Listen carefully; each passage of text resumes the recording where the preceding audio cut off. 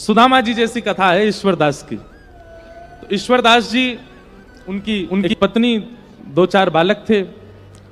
ईश्वरदास जी बड़ी दीनहीन अवस्था में रहते थे, ज्यादा संपत्ति उनके पास थी नहीं। एक दिन बच्चे बहुत जोर जोर से रोने लगे तो श्री ईश्वरदास जी ने अपनी पत्नी से कहा, ए भाई बालक क्यों रो रहे हैं, इनको शांत कराओ।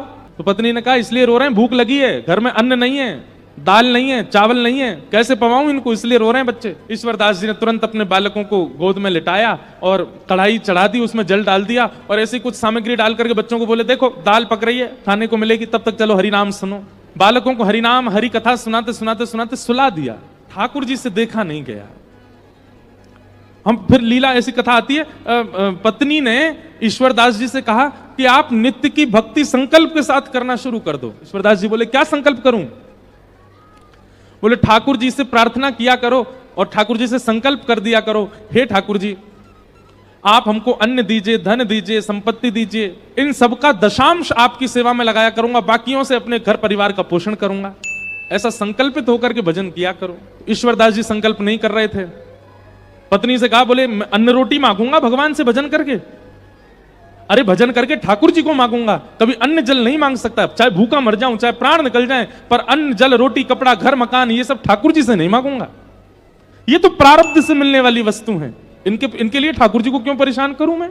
ईश्वरदास जी ने अपने पुत्रों को गोद में सुला दिया और ऐसी खाली कढ़ाई अग्नि के ऊपर रख दी।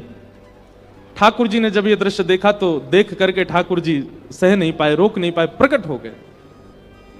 वो शंख चक्र गदा पद्म धारण करके जैसे ही ठाकुर जी प्रकट हुए, ईश्वरदास जी ने प्रणाम किया।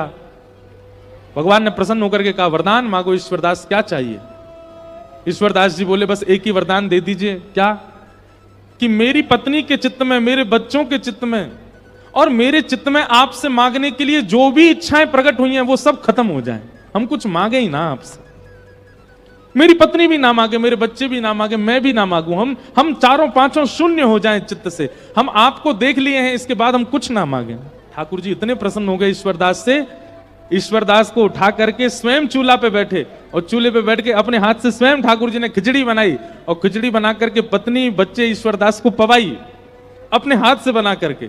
और जैसे ही खिचड़ी पा करके तृप्त हुए, तृप्त होते ही ठाकुर जी ने कहा, अब आपकी लीला पूर्ण हुई, अब आपका इस धराधाम पर रहने का कोई औचित्य नहीं, चलो हमारे साथ।